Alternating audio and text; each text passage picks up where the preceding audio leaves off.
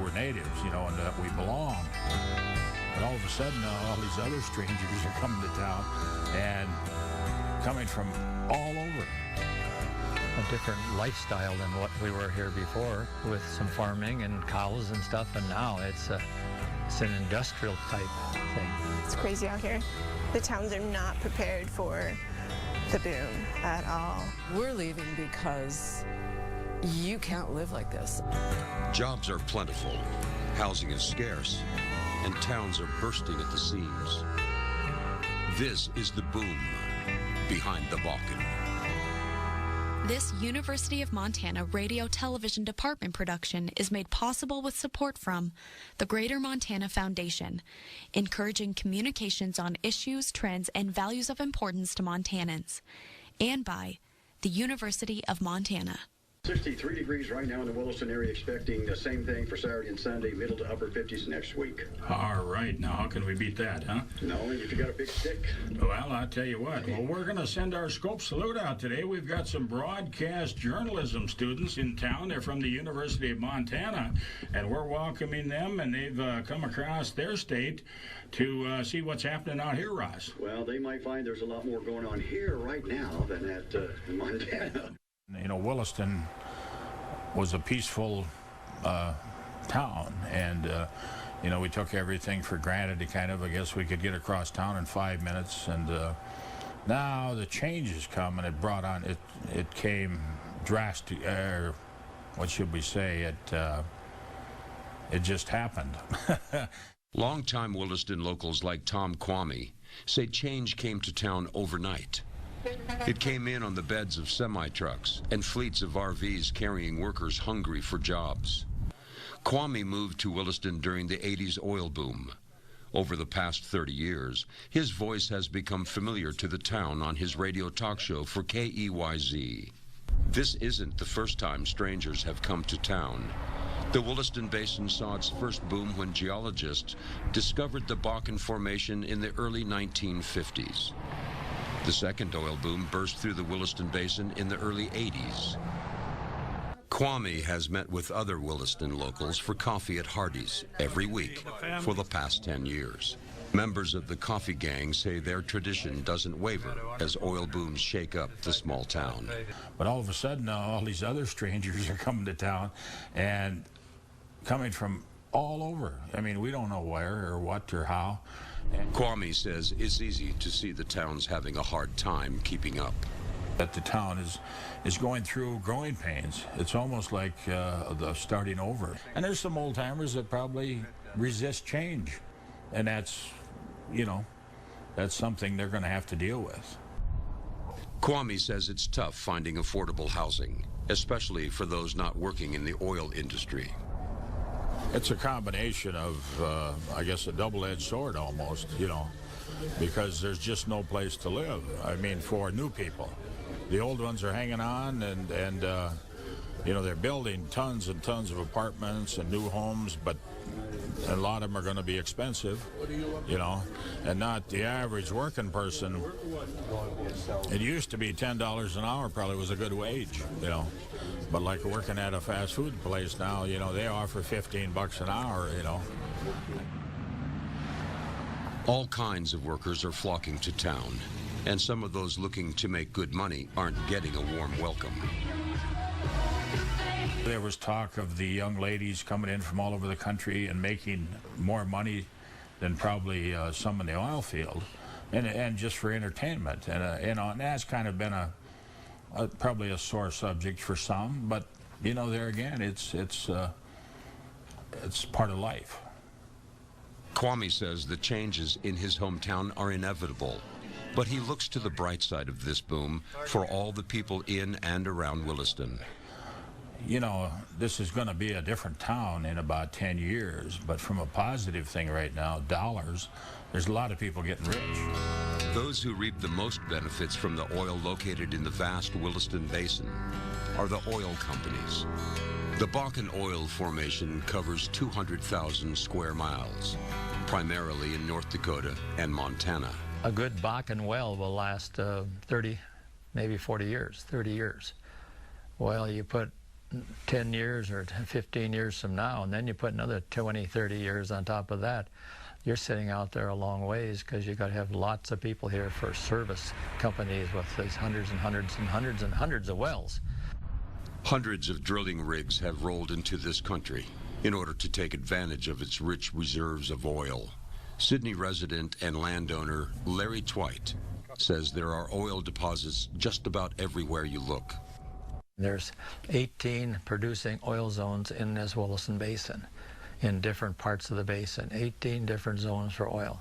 North Dakota Department of Mineral Resources Williston District Supervisor John Axman agrees. And as you can see, these flags here, those are drilling rigs. And then the blue pins those are Bakken wells. He says it's a hotbed of technological advances. I tell all my guys in my office, every day or every week you always learn something new or see something new. And especially right now, we have a tremendous amount of people coming in from all over the world, and they have a lot of different ideas and a lot of new technology we see every week. We see something new.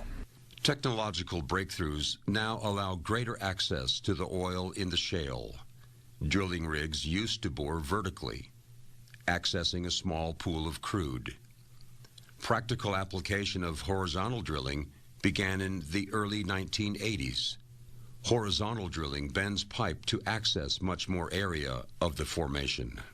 Another breakthrough, called hydraulic fracturing or fracking, forces water and chemicals into the shale. This fractures the rock and allows oil to flow more freely. These two processes and the price of oil have made the Bakken an extremely profitable place. Advances in technology also mean advances in the way drilling rigs operate. Company man Roger Haig says technology can replace many of the traditionally dangerous jobs. Yellow arm up there, they call it a iron derrick man. Takes the place of the derrick hand up there. And that red part on there will reach out, grab a stand of pipe, bring it into the derrick, and down on the floor there's an iron roughneck. It's an arm, clamps on it, comes out. It'll grab the base of that pipe, set it into the pipe that's in the floor, and then spin it in and torque it up. So it's all automated. Nobody needs to be on the floor. Somebody just runs out with a little pipe dope, puts it on the thread to the drill pipe, and that's all there is. In April of 2012, 212 drilling rigs were busy in the basin. Most wells take a couple of months to drill. When finished, the rig is deconstructed and a surface valve or pump jack is put in its place. The oil is pumped up and funneled to surface tanks before being transported by truck and train to a refinery. North Dakota estimates 558,000 barrels of oil are being produced in the Bakken each day. Multiply that by $100 a barrel. Nearly $56 million in oil being produced every day. When construction of a new rig begins, more than just oil field jobs open up. Roads must be built for truck traffic. Drivers are needed to transport supplies, and geologists are needed on rig sites. Elise Froling recently graduated from the University of Montana with a bachelor's degree in geology. Froling now works as one of the few female well site geologists on a rig outside Watford City, North Dakota. When I came on here, it's kind of a surprise. It was, everything is huge. We have 3 generators out there, and the noise is, I've never heard anything like it. It's like standing next to a jet engine. I expected to come on and, everything would be larger, bigger, loud. I expected all that, but just seeing how things actually operated and how they were done and what they actually looked at was totally different. Not something I'd really ever seen or had any frame of reference for. Froling says she's seen the landscape change significantly in less than a year. When I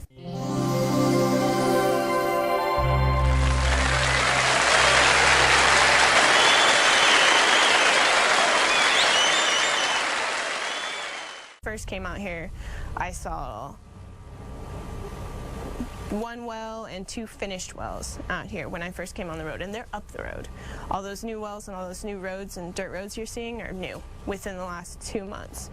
Like, as you were coming up this road and you saw all those wells just around here down this road, those are up in 2 months, down in 2 months. Oil workers put in long hours in around the clock shifts. Sure. Froling says sometimes she misses interaction with people other than her co-workers. You know, the first 2 weeks are good. Third week, you're kind of like, I really wish this well would be done. I'm ready to go home. And then the 4th week, you're like, I don't care what, I just want off. I leave to go to town to buy 1 item, and then I'll go back to town 3 days later. I just keep going to town for the sake of going to town. In the months she's spent on the rig, Froling says she's grown accustomed to living where she works. Each site is all pretty much kind of set up the same. You come out and it's a level pad, berms for everything, and rig in the middle. Froling says she's actually living the life compared to other rig site housing. In our contract, it says we are to be provided housing, so it doesn't necessarily mean that we get nice housing. We just get what they provide for us. So this is really nice. The oil industry has been historically dominated by men. Froling says as one of the few women working in the oil fields, she has had unique experiences. You know, 2 women on 1 well was like rare. It was, you know, everyone's like, oh my gosh, there's 2 girls on the rig. She says another benefit of working in the industry is the sense of family she's experienced on her rig. Everybody's really polite, and, you know, they're really good about just kind of making me feel really welcome. But sometimes I don't think they, like, know how to, like, respond to a woman on the rig, because they're, do you need me to carry this for you? Do you need any help? If anybody bothers you, you let me know. You come and tell us right away. You know, it's kind of like everybody's kind of like a protector or a big brother. While some people have found ways to feel protected, others living in and around boom towns haven't been so lucky. Nightlife businesses in these towns have had to establish new safety precautions, but they've made profits with the influx of customers. Quiet streets once defined late nights in these once rural communities.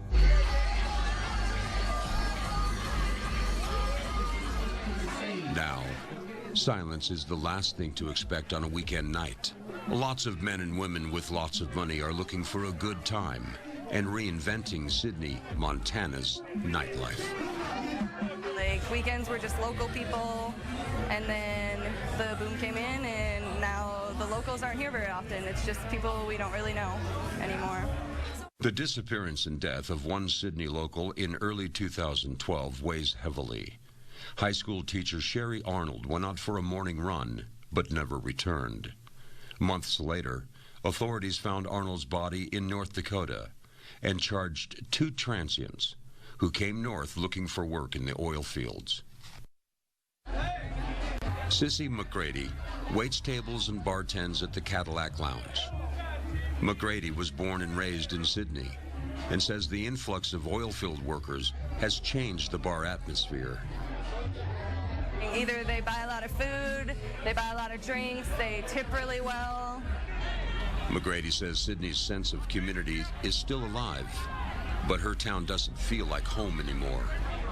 I used to not have to lock my doors.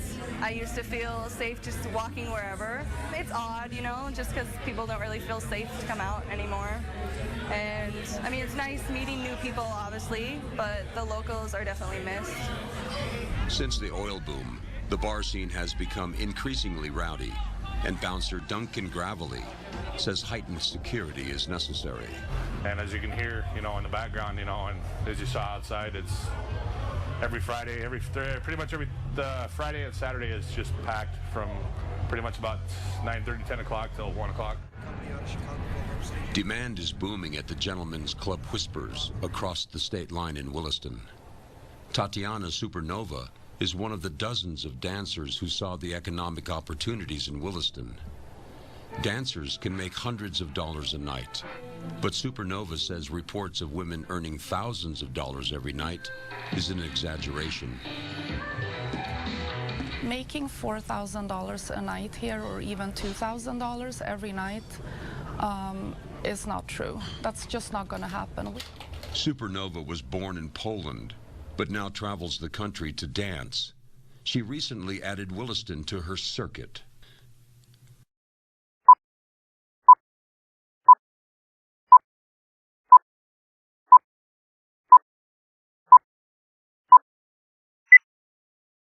She writes about her experiences on her blog titled Welcome to Chaos, The Adventures of Tatiana Supernova. You can get tipped on stage. I've heard of girls getting $100 bills on stage, but I don't think it's very common. You can get a 20, a 10, sure. And then after your dances, some people will tip. I never ask to get tipped after I do a lap dance. That's just, I don't know, I just don't, but some girls do. Some girls are very pushy about it. I just think it's kind of tacky to be demanding a tip. So if they tip me, fine. If they don't, fine. I still made 20 or more.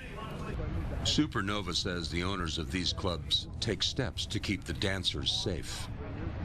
We are supposed to be walked out at night, either to a car if you have one, or to a taxi, or to a ride. So I never felt like I have to wander out alone and, you know, maybe get robbed or attacked or something like that.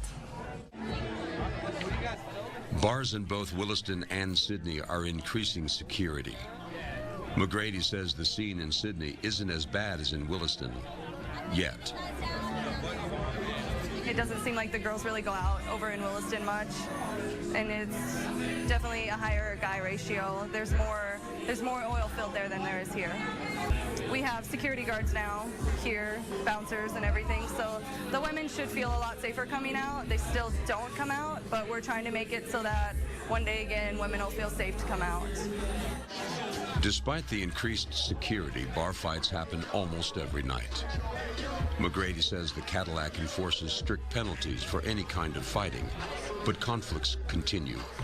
Doesn't matter if it was just a verbal confrontation or physically, you get kicked out, for the night at least. If it becomes physical, then you're kicked out for 3 months. Usually it's just a fight, you know, a normal fight, and it sounds weird saying a normal fight, but normal to what we're used to. You know, a couple punches are thrown, they get kicked out, and it's done.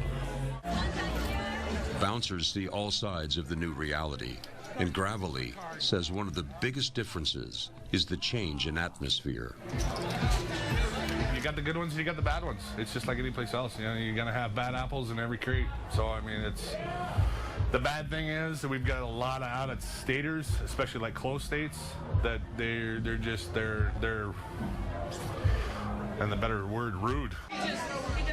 Despite the nightly conflicts and growing populations, the positive economic opportunities keep people around.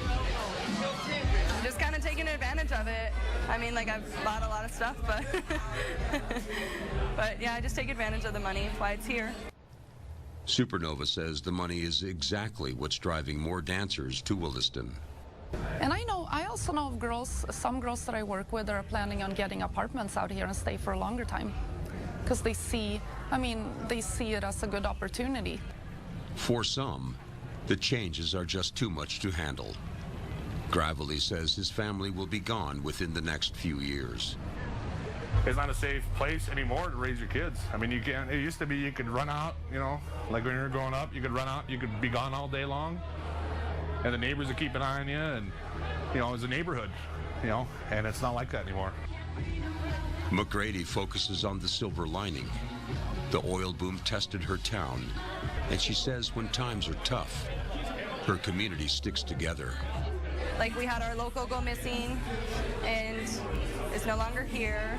And our community pulled together. Everyone almost in the town got together with searching for her. Our community definitely sticks together. We are like a family here, and I definitely love that about our town. Communities in both Montana and North Dakota have been tested by the changes that come with this boom. One longtime North Dakota resident says she's had enough. For 35 years, I've called this home. I plan.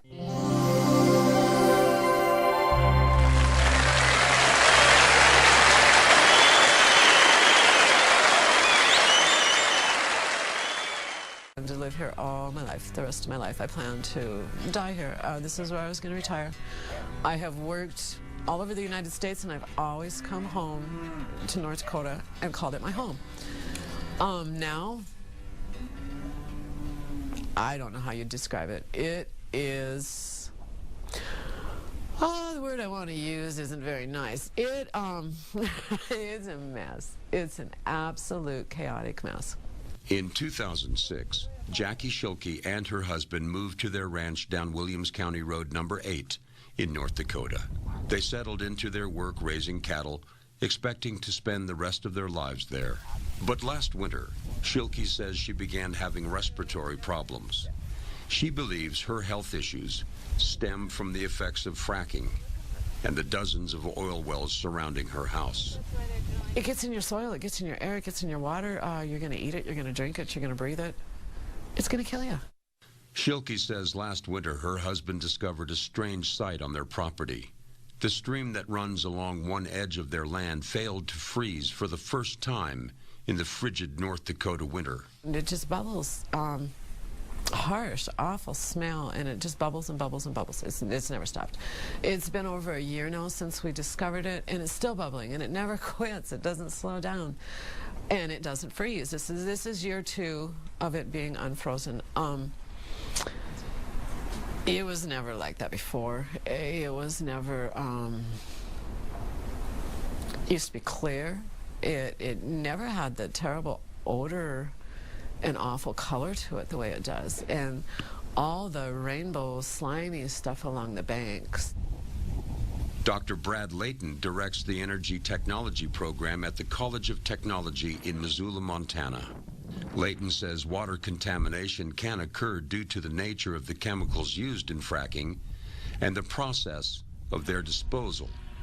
He says certain layers of rock usually act as filters, preventing rain and surface water from reaching deeper layers. However, if you drill a big hole through that guy, now surface water would go down through and maybe get to a deeper layer of water. And perhaps that deeper layer would be your drinking water, stream water, etc. So really what you're doing is sort of, perforating these natural structures that previously were sort of acting as blocks or filter from keeping the different layers from getting mixed up. In 2005, Congress excluded hydraulic fracturing from the Safe Water Drinking Act. Currently, the EPA is not allowed to regulate the water quality due to hydraulic fracturing. Recently, the EPA implemented restrictions on air quality that will be phased in. Schilke believes her illness is related to the effects of fracking. However, health department tests have not discovered any abnormalities in her water. We've had the North Dakota State Health Department test it, and they say it's perfectly fine. There's nothing wrong with it. While Schilke worries about her health, others worry about their personal safety. Nampa, Idaho native Alexis Hansen, her husband Wade, and 9-year-old stepdaughter Autumn moved to Williston this year to find work. Hansen works with the mentally ill and makes extra money at a Williston salon. She says many people are on edge. So there's precautions that I don't think people are used to taking here that grew up here. And I have talked to a gal that grew up here, and she said she could just let her kids ride their bikes to the store, and that was okay. But now they could get hit by a car because there's so much traffic. They could get picked up, So they don't like that they can't have that freedom. And, I feel bad that it's turned into that, but I also think that you got to be cautious anywhere you go. Hansen's husband Wade leaves for work at 4:30 in the morning and says he worries about leaving his wife and daughter home alone. Well, we have mace in the house and make sure the doors are locked and have them on our key rings and just stay cautious of everything. Yeah, there's not a lot of women in this town, so that makes me worry about when my family or my wife goes out that something could happen to them. Hansen says she feels safer carrying pepper spray The day I bought my pepper spray, I was actually followed back to work by someone, and so it made me a little leery. So I just kind of, check people out and make sure, and the guy wouldn't make eye contact with me. I turned around and looked at him, and he looked away, and then he followed me in and wasn't looking for items on the racks, and so that's where it kind of clued me in that maybe he was following me. So I kind of dodged around and then jetted out the door, and before he could keep following me, and that kind of just said to me, I had my pepper spray, I was prepared, but I don't know if you're ever really prepared for somebody to just up and steal you or kidnap you. So I do feel a little uneasy. I used to go running, and since the incident with the teacher who was kidnapped, I don't feel as safe just running by myself. So I try to drag my husband with me. That doesn't work very well. Autumn sometimes stays at home alone, and the Hansons have taught her how to use the mace kept in the house. Autumn says she even hears about the effects of the oil boom at school. Yesterday, my teacher was talking about how there's a lot of dangerous things going around now, and then he said we're going to probably need a bigger jail by now pretty soon because there's a lot of dangerous things happening. Schools in Sydney are bursting at their seams. 285 students have come and gone from Sydney public schools in the last year. The majority of these students attended the elementary schools. Sydney High School French teacher Nicole Franklin says the increase in the number of transient students takes a toll on the classroom. And so the paperwork and even the classroom teachers having to set up for each student, and then a couple weeks later they're gone, and they'll get another new student, and so they're really having it hard in comparison to the high school. The flow of students who move with oil booms challenges the school's ability to serve their needs. A total of 1,087 students attended Sydney Public Schools in 2011. That number increased to 1,201 in 2012. Public schools in Williston are experiencing the same trend.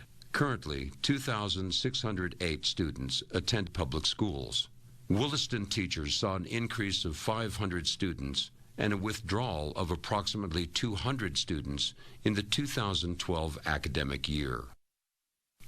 Sydney High School Principal Dan Peters says frequent moves create challenges for students and families that follow the oil boom. We have a lot of transient students that have moved not just here with their parents' work, but they've moved several times, maybe in the last year or two, which makes it very difficult for them to keep up on their kind of the curriculum or the schoolwork that they're trying to complete to graduate from high school. Peters says the disappearance and death of Sydney teacher Sherry Arnold changed the mentality of his students and his community.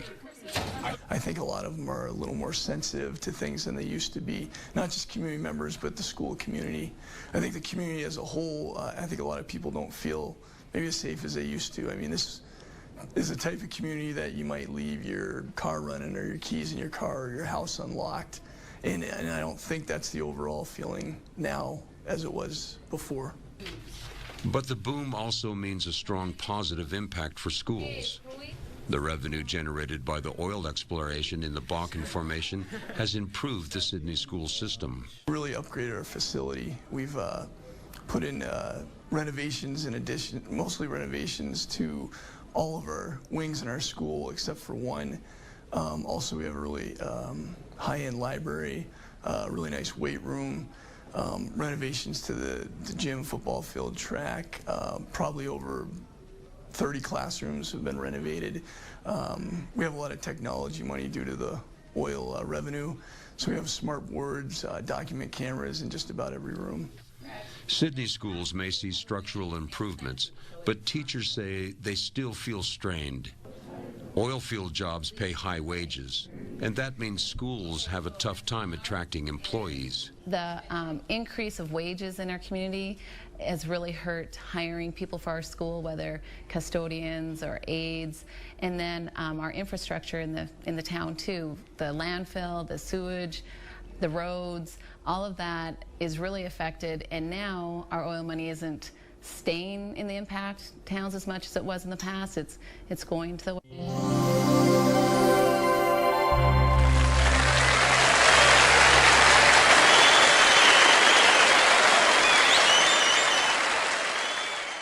western part of the state, and so we're really financially, it's going to be kind of a burden in all areas.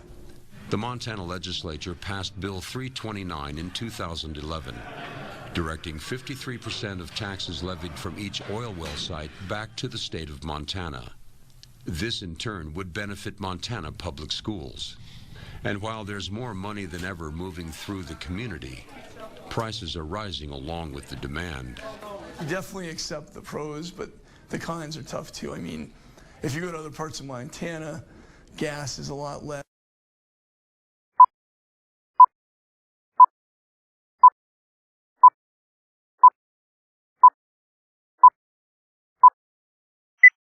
Groceries are a lot less. A lot of the everyday things that you need are much more expensive here because they know the oil companies and the surrounding businesses, they're going to pay it. Our city doesn't have the finances to pay for the new sewage lagoon and for the landfill, and even our school, if we have to build a brand new school to house all these people, and then housing. You know, there's so many things that are impacted that I don't know how our town's going to deal with it.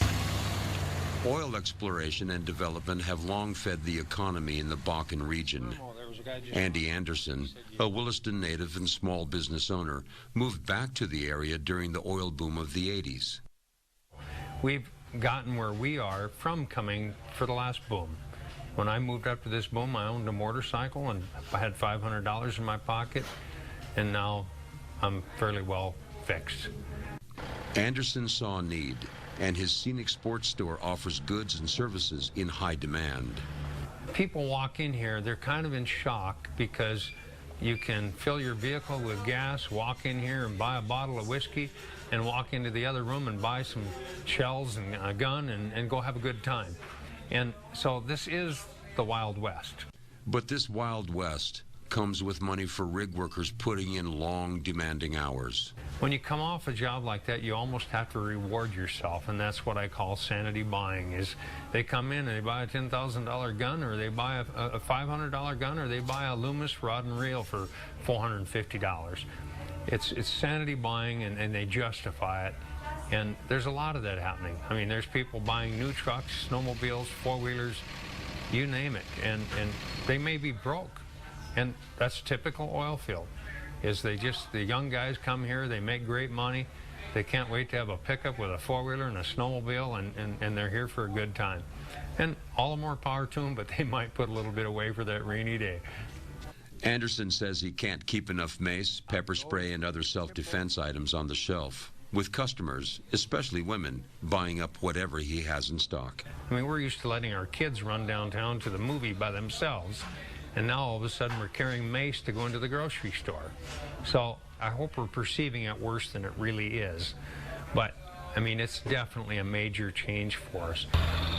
In Sydney, Ashley Anvik knows oil created the opportunity for her to open her family restaurant, the Fireside Cafe. The oil field basically built this place. My dad is a directional driller, and without the oil field, we wouldn't have had the money to build it. The oil boom generated the money to start this small business and a large customer base to support it. I mean, I look to see who's filling our seats at night, and there's a lot of oil field workers and a lot of new faces that I've never seen before. And as someone who was born and raised here, I mean, you don't know everybody, but you've at least seen them before, and there's just a lot of new faces in town that definitely have been filling the seats. Anvik says she, too, faces the problem of finding good workers and keeping them on her staff. It's hard to compete making, you know, what I can afford to pay them versus making $20 to $30 an hour in the oil field itself. So it really limits the pool of people to pick from. Lots of business and not a lot of help means small business owners keep plenty busy. Just make sure you have enough staff and be prepared to work 17 hours a day. Yeah, that's just the biggest problem we've had. I mean, and it just grew so fast when it first started kind of coming in. We weren't really prepared for how much we needed to have on stock. Anvik grew up in Sydney and says the boom spices up her community with people moving into town from around the world. She says customers want food they're familiar with, and she's willing to give her menu a workout. Sydney and this area in general is definitely a meat and potatoes kind of town, and just kind of trying to jazz things up a little bit. I won't take away their meat and potatoes, but let's see if we can get them to eat some fish too. Anvik says she'd rather have her business experience growing pains than worry about how she's going to pay the next bill. More than anything, I mean, people just need to realize that it is kind of a double-edged sword. I mean, yes, our community is going to change, it's going to grow, and maybe we're not ready for as fast as it's growing, but once the infrastructure catches up, things will be okay. I mean, and it has brought so much good to our community. I mean, people that were completely dirt poor and, you know, on the verge of bankruptcy are now able to not only pay their bills, but also, you know, have some luxury in life. And it brings in some diversity that Sydney has never seen before. Anderson works hard to keep employees and customers at his retail business. He also owns an alarm and security firm that is busier than ever before. You know, we have to try to gear up for whatever is thrown at us, because in the alarm business, I cannot give any more bids, I cannot take any more business on. But in a retail location, as long as the door is unlocked, you really have no control as to how many people are going to walk through that door. And that's kind of what you run into in Williston. Yeah. Anderson knows the oil boom actually benefits his business. And the opportunities are here to make more and more money. You know, in our store, retail store, we're paying probably twice to maybe even 3 times the wages that somebody's making in a comparable store in a non-boom area. If you're motivated to make money, it's doable here. Anderson says the lack of housing is a major issue when trying to hire help. He provides some of that housing for his employees in Williston. You know, we own 5 or 6 homes in Williston, and if we didn't have those, we wouldn't have help working for us. Because many times we have to provide housing for our better employees that are harder to find and harder to fill. While Anderson provides housing for some of his employees, other newcomers to town are struggling to find shelter. The vast landscape of the Bakken oil field is changing shape, with new hotels and homes cropping up. Workers migrate by the thousands to get their share of this oil boom, while small towns struggle to put a roof over each and every head. It's going to be 78 rooms, and I imagine they're probably not going to have any problem filling them up.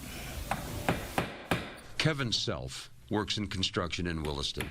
He credits the Bakken for his employment. Probably 70–80% of the jobs that are happening right now are, you know, as far as construction-wise or anything like that, it's all happening because of what's going on at the oil fields.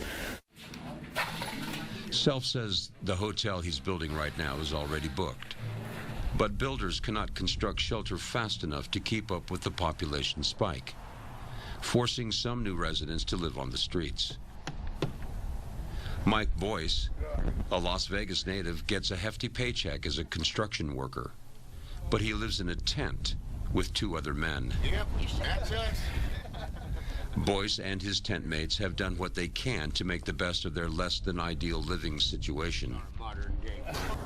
This is Jesse, he's my best friend. Boyce's tent city isn't unusual in this boom town. Housing prices are through the roof, and many workers are jammed into tight quarters. They live in tents or RVs, in their cars, or in man camps, villages of metal buildings placed just feet apart from each other in the middle of a field. Boyce has bounced between various makeshift homes since his arrival in Williston. We went to the church. That was good until they saw us cooking out there, and then we went to Walmart.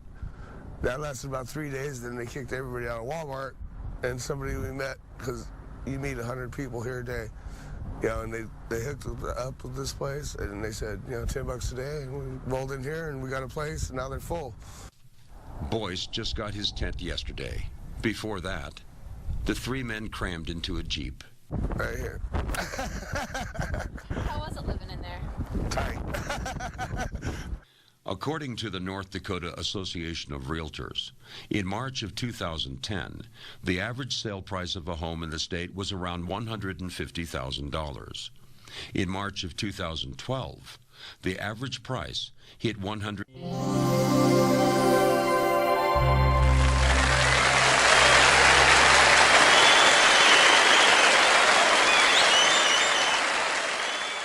$170,000. That's a 16% price jump in the last 2 years. The national average price fell 9%.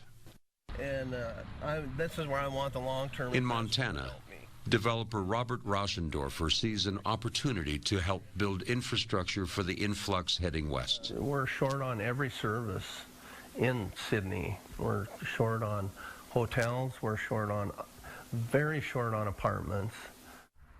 Rauschendorfer aims to build affordable housing for long-term residents, but he says the recession has hit people where it hurts the most, and they need to rebuild their lives one step at a time. I think the apartments need to be built as a stepping stone to a home.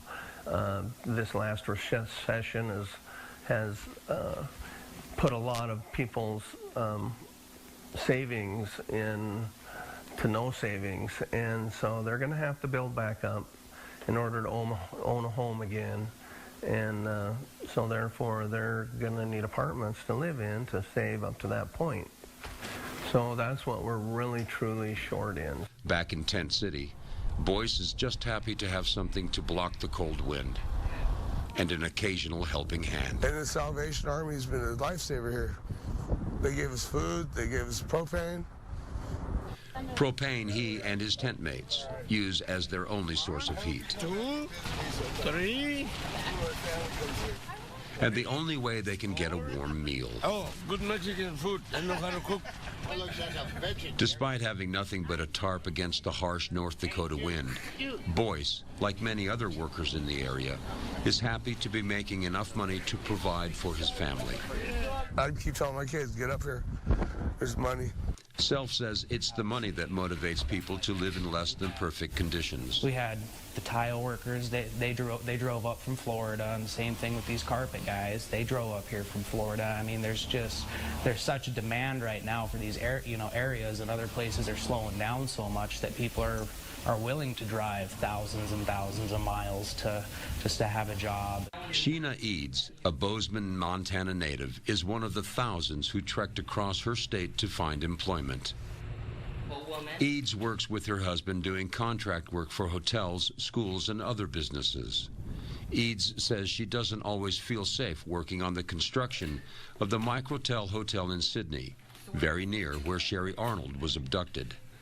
No, I'm not scared to go anywhere in Bozeman, but the things that are going on here and the kinds of people that you see around, when you go out and eat and at the gas stations, they look kind of shady to you a little bit. So it is a little scary as a woman, being in this field. An increase in population brings with it an increase in crime. Eads says her husband is always keeping tabs on her. But yeah, the crime does scare me around here. He always is calling me, and when I'm going somewhere like on a different floor, he says, take your phone and call me right away and then hang up. So if I need something, I can just pull my phone out and call him. And he says, if you're not there, I'll know something's wrong. And he wants to know if I do have to go to the bathroom, I go and tell him, hey, this is where I'm going, I'll be right back. Just because of where we're at. She says there are man camps everywhere. The man camps, that's a big one. And that's the one that actually scares me when you look out and you see all them campers. You don't know who's in them campers, they're all people from everywhere. So that kind of, and it's right next to this job that I don't even like going outside without my husband to go and get materials and stuff out in the garage. It's kind of scary. Eads says even though she may not always feel safe, she knows judging people doesn't help the situation. And you can't categorize everyone like that, because there are some good ones and there's also them ones that are causing all the problems. Eads says there is not enough law enforcement to keep up with the increase in population and crime. So it's kind of a double-edged sword, I don't know what to tell people. Lock your houses, watch your kids, especially if northwestern Montana is, because that's a smaller area just like up here. It's scary, because I grew up around here and I just can't believe how much everything's changed in the 10 years I've been gone. It's just crazy. It's not the same Sydney I remember, or Glendive, or Dickinson, or any of them places. In North Dakota, Williams County Sheriff Scott Bushing says new problems crop up as population numbers continue to rise in the Williston area as a result of the Bakken oil boom. That they're taking it upon themselves to make a giant step, come out here to no man's land, Try and find a spot to live. Try and find a job. Make some money. Keep your families going. Now, along with that come the people that want to make money off of those folks. And that's where you're going to get your drug dealers, your prostitutes, your hangers-on, and some of the routine things that we used to do, like school patrols and running radar up a County Road 5 and things like that, we don't get to do anymore simply because we don't have the time. There's very little proactive law enforcement going on, which pains me because that's very valuable. We become mostly reactive. Reacting to emergencies requires increased manpower and may not always be guaranteed. It causes a lot of pressure on our EMS and our volunteer services. We have a full-time EMS in Williston, but the surrounding towns do not. It's all volunteer, and they're getting called away from their jobs a lot. And it's taken a toll on them. In Richland County, Montana, Judge Gregory Moore sees a variety of criminal cases flow through the doors of the justice courtroom. I'm an auctioneer.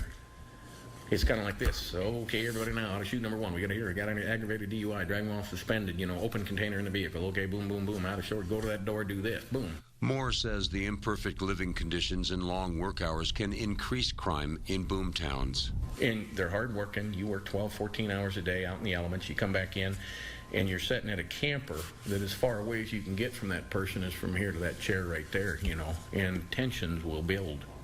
Pretty soon you got to let off some steam. So they come into town to let off some steam. They just don't have a check valve. They let so much off and go. And then they end up in here. 4955, go ahead. Williams County Sheriff Office Corporal Caleb Fry says he put his time into the oil fields for 6 months, but decided it wasn't for him. Once you're a cop and you truly love it, it's hard to not do it. Once Fry returned to law enforcement, he came back to a wider variety of calls. We were still busy before the boom, but now it's just gotten ridiculous. It's rare that we go to a bar fight where it's just people fighting with their fists. It's knives, guns. I went to a hatchet call one night. Bushing says oil companies look for good, honest people who know their way around Williams County. He says he's lost many deputies to the oil fields. The ones that I've got here now, the good part about that equation is the ones that I've got here now are cops. They're not for sale. Like Bushing, Richland County Sheriff Brad Beisch says crime has increased in relation to the surge in population in the eastern part of Montana. But their domestics are on the rise. Their bar fights are on the rise. We've had burglaries that are increasing just because of the number of people that are here. So I don't think it's just one particular area that has increased. It's just with this amount of people, everything just goes up about the same, but everything has increased. Where Richland County is very fortunate with the oil and gas money, where we can afford to add new people. Some of the counties like Dawson County, Custer County aren't reaping the benefits of the oil and gas. Beisch says his department moved into the Richland County Law and Justice Center in May 2010. The state-of-the-art center received funding from the oil and gas industry via taxes. The facility houses the jail, district and justice courtrooms, and dispatch center. At capacity, the holding cells can house 26. When more cells are needed, the Justice Center resorts to placing adults on the juvenile side of the facility. In the old jail, we were across the alley from the courthouse and the courtrooms. So when we had to take somebody to court, we'd have to take them outside across the alley and right up the center of the courthouse and to the third floor to where the jail or the courts were. But now we have a door right here. Outside city limits on Montana's highways, the Montana Highway Patrol's troopers make a wide variety of stops. The DUI drugs, the impaired drivers, the fatigue drivers, which we've had a couple of fatality rollovers on Highway 16 and a lot of other crashes that are fatigued because people are getting...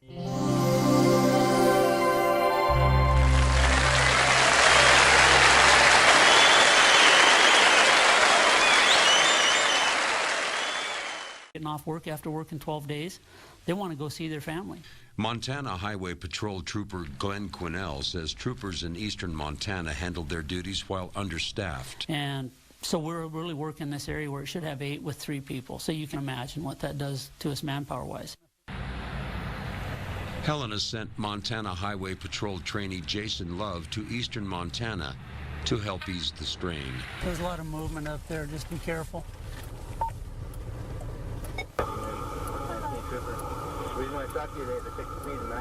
Law enforcement says they've seen an increase in speeding violations, drug crimes, and car thefts.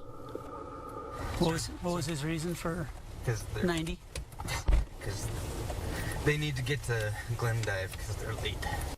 Love says despite struggling to find housing, he knows he chose the right career. This is definitely the job that I wanted to do, and I've worked really hard to get here. So, you know, my attitude towards everything is pretty positive. And oil production and exploration will continue to spur changes and growth in towns across the Bakken.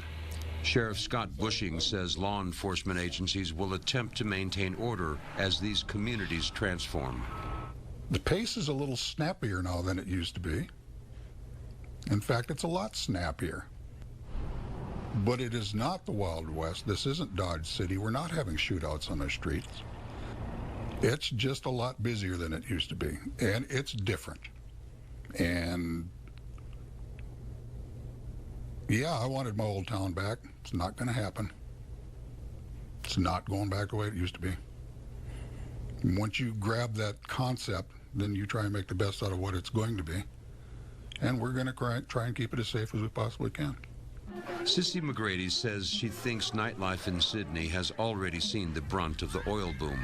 So I think that Sydney has experienced the worst of it already. I think that a lot of it moved to Williston. We experienced a bad time for a while, and now it's actually mellowed out a lot. Small business owner Ashley Anvik says her encounters with her new oil boom customers have been positive. And in fact, we do some catering stuff out on the rigs, and to be honest, I think they're almost more polite when I go out to the rig than people that we've had in town. So they're nothing but polite. Williston has been inundated with workers coming from around the U.S. Construction worker James Robinson says that wave is beginning to spread beyond the Williston Basin. We got work in Montana today. Things are starting to move from Williston area. They're starting to move south, somewhat west. Most of the west work is testing to see how well the oil field is going to produce over there.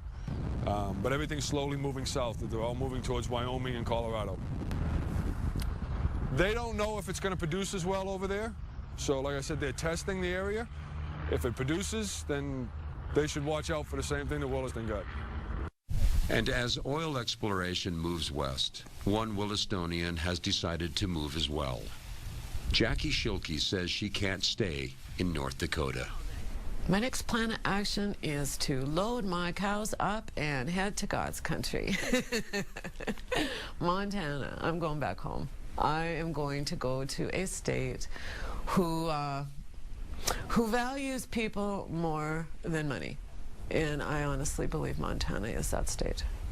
You know, there's people that are disgruntled and they're going to leave. But the hardcore and the good people, yeah, there's plenty of them, you know, that are going to be here. And there's going to be a lot of good people coming in.